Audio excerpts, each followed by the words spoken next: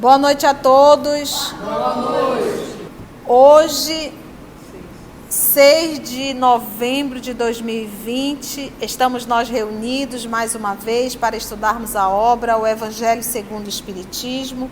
Nós estamos no capítulo 28, intitulado Coletânea de Preces Espíritas. Hoje nós vamos estudar e ler a prece intitulada Ação de Graças pelo bem concedido aos nossos inimigos. Então, a nossa querida amiga Lígia irá fazer a prece de abertura. Querido amigo Jesus, é com imensa gratidão que estamos aqui mais uma vez reunidos em torno da sua palavra. Pedimos a inspiração dos amigos espirituais que aqui se encontram, para que sua palavra seja cravada fundo no nosso coração e que sirva de bússola na nossa jornada, Senhor. Que assim seja. Então vamos lá para a leitura, nós iremos fazer a leitura, logo depois a nossa querida amiga Lígia irá nos ajudar lendo a prece, tá bom? Então vamos ver. Ação de graças pelo bem concedido aos nossos inimigos. Isso é um ato de extremo desprendimento, de extrema maturidade, porque o ato de eu agradecer, olha, ação de graça, eu agradecer. Meu inimigo é alguém que me fez o mal. Então a gente fica muito triste, alguém me fez o mal. Gente, nós deveríamos realmente ficar muito triste quando nós fazemos o mal. Porque alguém me fazer o mal é uma prova ou é uma expiação. E eu não estou sujando as minhas mãos, ambos sendo prova ou sendo expiação, eu estou aprendendo.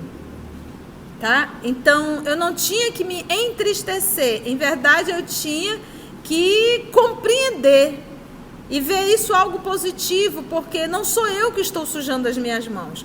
Agora, quando sou eu que faço mal, isso deveria ser motivo de muita tristeza. Por quê? Porque eu estou sujando as minhas mãos. Eu estou arrumando um débito. Faz sentido? Entendeu? Então, nesse movimento aqui, foi alguém que me prejudicou, alguém que me fez mal, que eu, de certa forma, o tenho como inimigo, e algo de bom aconteceu a essa pessoa. E eu agradecer a Deus pelo bem que aconteceu a ela. Então, olha o grau de maturidade. E Kardec colocou isso aqui, essa prece. Então, não desejar mal aos inimigos é ser apenas caridoso pela metade. Não desejar o mal aos inimigos é ser apenas caridoso pela metade. A verdadeira caridade quer que lhes desejemos o bem e que nos sintamos felizes pelo bem que lhes sobrevém. Então, não desejar o mal é só 50%. Mas a verdadeira caridade quer que lhes desejemos o bem. Não deseja o mal, mas deve desejar o bem, que tudo de bom possa acontecer com aquela pessoa. Então vamos ver aí a prece que será lida pela nossa irmã Lígia. Meu Deus, em tua justiça entendeste encher de júbilo o coração de... Aí fala-se o nome do inimigo. Agradeço-te por ele, apesar do mal que me fez ou tem procurado fazer. Se ele se aproveitasse desse bem para me humilhar, eu receberia isso como uma prova para a minha caridade. Espíritos bons que me protegeis, não permitais que me sinta pesaroso por isso. Afastai de mim a inveja e o ciúme que rebaixam. Inspirai-me, ao contrário, a generosidade que eleva. A humilhação está no mal e não no bem. E sabemos que, cedo ou tarde, justiça será feita a cada um segundo suas obras. Você observa que é uma prece, mas a pessoa está intercedendo por ela mesma, né? Ela diz assim, ó, espíritos bons que me protegeis, não permitais que me sinta pesaroso por isso. Porque às vezes acontece isso, né? A gente vê muito isso em relacionamento. Você deixa o fofo, ou a fofa deixa, e você fica torcendo para que o próximo relacionamento não dê certo. E você se alegra com isso, separou, disse, achei que foi bom. Né? E você está entendendo? Então imagina a gente chegar nesse nível. Nesse nível. Aí tem pelos inimigos do espiritismo, né? Aqueles que se arvoram a ser contra a doutrina. E aí o nosso querido professor Allan Kardec, ele colocou a citação de Mateus, capítulo 10, versículo 28. Bem-aventurados os que têm fome e sede de justiça, porque serão saciados. Bem-aventurados que sofrem perseguição por amor da justiça, porque deles é o reino dos céus. Felizes sereis quando os homens vos carregarem de maldições, vos perseguirem e disserem falsamente contra vós toda espécie de mal, por minha causa. Alegrai-vos então, porque uma grande recompensa vos está reservada nos céus, pois assim perseguiram os profetas enviados antes de vós. Não temais os que matam o corpo, mas que não podem matar a alma. Temei antes aquele que pode perder a alma e o corpo no inferno. Mateus capítulo 10, versículo 28. Então aqui nessa passagem, nós vamos percebendo o professor Allan Kardec preparando o caminho para dizer assim, olha, exultai-vos, alegrai-vos quando perseguido. Hoje, obviamente, nós não temos um nível de perseguição de encarnados em relação à doutrina espírita. Hoje já há uma aceitação muito maior. Mas hoje se fala até a palavra reencarnação, está vulgarizada. A gente vê até filmes, novelas, usando o termo reencarnação. Todo mundo sabe o que é reencarnação. Pode até não concordar, mas sabe o que significa. Então a gente percebe hoje isso, obviamente, que o nosso querido Chico, e principalmente o nosso querido Allan Kardec, sofreu, obviamente, um preconceito e uma perseguição muito grande, mas hoje já nós não temos, não mais. Existem casos isolados, às vezes dentro de uma família, de repente todos são de uma determinada religião e uma é espírita. Se tornou espírita, e às vezes a família inteira se volta contra aquela pessoa. Então, caberia muito bem isso. Felizes sereis quando os homens vos carregarem de maldições, vos perseguirem e disserem falsamente contra vós toda espécie de mal. Nós vamos lembrar que Jesus foi chamado de filho de Belzebu. Jesus. E que ninguém o aceitou como o Cristo. Então, por que com a terceira revelação seria diferente?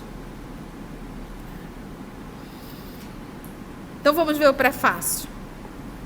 De todas as liberdades, a mais inviolável é a de pensar, que compreende também a liberdade de consciência. Olha como Kardec é espetacular. De todas as liberdades, a mais inviolável é a de pensar. Então você pode proibir tudo, mas não tem como você controlar o pensamento de ninguém.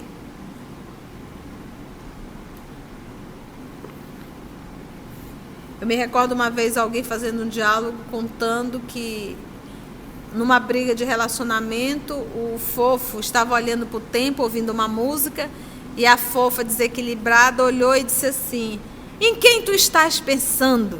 Você imagina você querer controlar o pensamento do outro? E ele, muito dócil, respondeu: não te interessa. Então você imagina como acabou esse diálogo, né? Então, você querer controlar o pensamento do outro. Então, ele diz assim, de todas as liberdades, a mais inviolável é a de pensar, que compreende também a liberdade de consciência. Então, ninguém pode controlar o pensamento de ninguém. Lançar anátema, né, condenação, sobre os que não pensam como nós, é reclamar para si essa liberdade e negá-la aos outros. Então, eu acho legal a frase de Kardec em Revista Espírita: discutiremos, mas não disputaremos. Então, nós vamos discutir aqui um assunto, mas eu respeito a tua forma de pensar, como eu também desejo que você respeite a minha forma de pensar. Então, discutir é cada um expor o seu ponto de vista, a sua forma de pensar. Disputar é eu querer convencer todo mundo. Então, nós não sabemos discutir, nós só sabemos disputar. Nós só nos alegramos quando todos falam assim e dizem: eu concordo com você. Então, nós temos que aprender a respeitar a forma de pensar de cada um.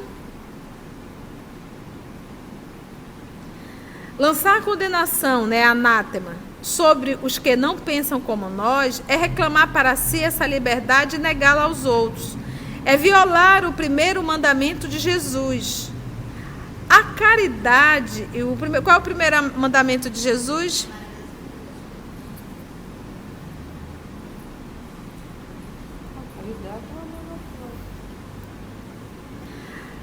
A caridade e o amor ao próximo. Amar a Deus sobre todas as coisas e ao próximo como a si mesmo não foi uma lei criada pelo nosso Senhor Jesus, é uma lei judaica.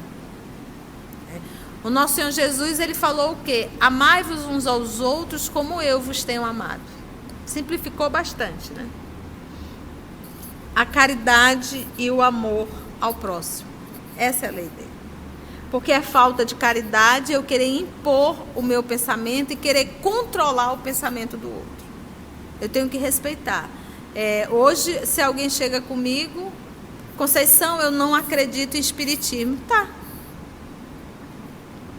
Conceição, não acredita em reencarnação. Ok. É o direito que lhe cabe. Só não venha querer me convencer da sua imaturidade, da sua forma de enxergar. Então, eu respeito, mas respeite a minha.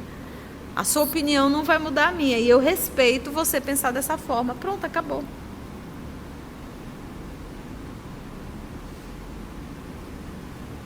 Perseguir os outros em razão de suas crenças é atentar contra o direito mais sagrado que tem todo homem, o de crer no que lhe convém e de adorar a Deus como o entenda. Constrangê-los a atos exteriores semelhante aos nossos é mostrar que damos mais valor à forma do que ao fundo, mais valor às aparências do que à convicção. Nunca a abjuração forçada deu a fé a quem quer que se fosse. Apenas pode fazer hipócritas. Então, eu abjuro, eu nego e pronto, você já está convertido a uma outra. Não existe isso. Nunca a abjuração forçada deu a fé a quem quer que fosse. Apenas pode fazer hipócritas. É um abuso da força material que não prova a verdade. A verdade é senhora de si. Convence e não persegue, porque não precisa perseguir. Aqui ele deu uma cutucada muito grande à religião daquela época, tanto ao catolicismo quanto ao protestantismo, porque ambos fizeram as perseguições, ambos fizeram a Inquisição. E lembra que nós estamos aqui na época, Kardec falando aqui no século XIX, tinham saído não fazia muito tempo da grande perseguição no período da Inquisição. E ele colocou, ele grifou: a verdade é senhora de si. Ela convence e não persegue, porque não precisa perseguir. O Espiritismo é uma opinião, agora ele vem falar belíssimo, uma crença, fosse até uma religião, porque não se teria a liberdade de dizer-se espírita, como se tenha de se dizer católico, judeu ou protestante, adepto de tal ou qual doutrina filosófica, de tal ou qual sistema econômico. Essa crença é falsa ou verdadeira. Se é falsa, cairá por si mesma, visto que o erro não pode prevalecer contra a verdade. Quando se faz luz nas inteligências, se é verdadeira, não haverá perseguição que a torne falsa. Então não adianta vocês perseguirem o Espiritismo. E na época de Kardec, havia os inimigos encarnados, e não eram poucos, e os desencarnados. A perseguição e o batismo de toda ideia nova, grande e justa, e cresce com a magnitude e a importância da ideia. A obstinação e a cólera dos seus inimigos são proporcionais ao temor que ela lhes inspira. Esta é a razão por que o cristianismo foi perseguido outrora e por que o espiritismo o é hoje. Com a diferença, todavia, de que o primeiro, o cristianismo, foi perseguido pelos pagãos, ao passo que o segundo, o espiritismo, o é perseguido pelos cristãos. Então, os que perseguiam os cristãos, o cristianismo como um todo, eram aqueles que eram politeístas. Nesse período que Kardec está editando, e hoje, quem persegue os religiosos, o espiritismo em particular, são os ditos cristãos. Não são mais os pagãos.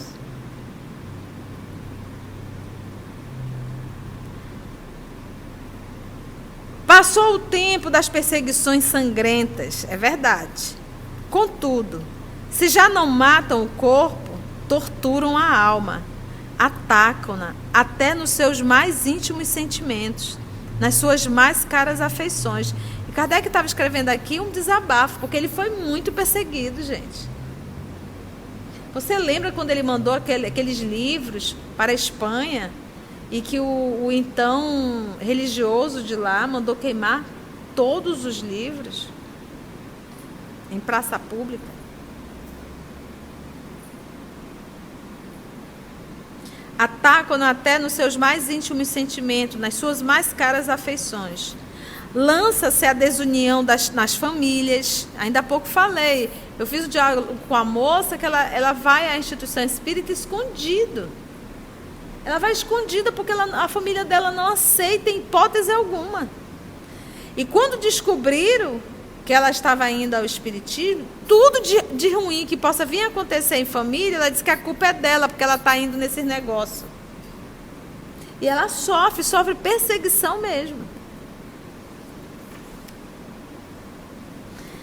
Lança-se a desunião nas famílias, excita-se a mãe contra a filha, a mulher contra o marido, ataca-se até mesmo o corpo, agravando as suas necessidades materiais, tirando-se-lhe o ganha-pão para vencê-lo pela fome. Eu me recordo da minha irmã, trabalhando num ambiente, e eu fui deixá-la na porta, não me recordo muito bem, e essa pessoa sabia que eu era espírita. Aí o que viesse a acontecer dentro da empresa, ela disse bem assim, foi porque a sua irmã veio aqui na porta te deixar. Gente, olha o nível a minha irmã acabou saindo do local, mas olha o nível de fanatismo.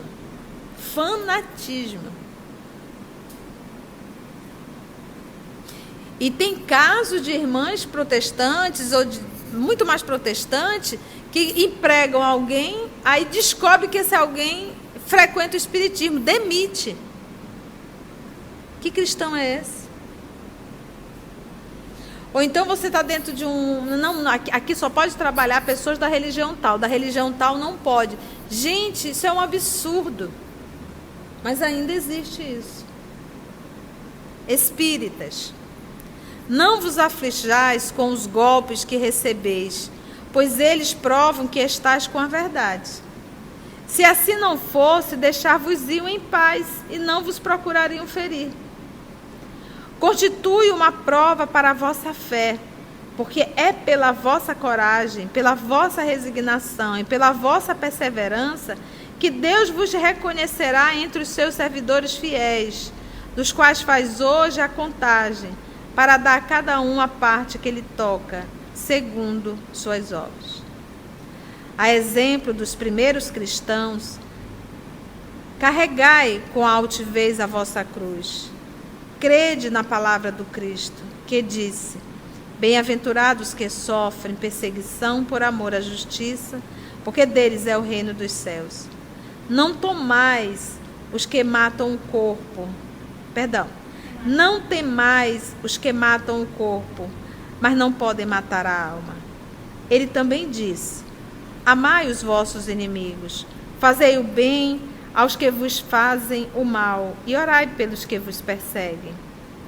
Mostrai que sois seus verdadeiros discípulos e que a vossa doutrina é boa, fazendo o que Jesus disse e o que ele mesmo fazia. A perseguição durará apenas por um tempo. Aguardai com paciência o romper da aurora, porque já cintila no horizonte a estrela d'alva. Capítulo 24, item 13 e seguinte, ele prece para ler. E vamos finalizar o nosso estudo de hoje com a prece aos inimigos do Espiritismo. Senhor, Tu nos disseste pela boca de Jesus, o Teu Messias: bem-aventurados os que sofrem perseguição por amor da justiça. Perdoai aos vossos inimigos, orai pelos que vos perseguem. E Ele próprio nos deu o exemplo, orando pelos seus algozes. Seguindo esse exemplo, meu Deus, imploramos a Tua misericórdia para os que desprezam os Teus divinos preceitos, únicos que podem garantir a paz neste mundo e no outro.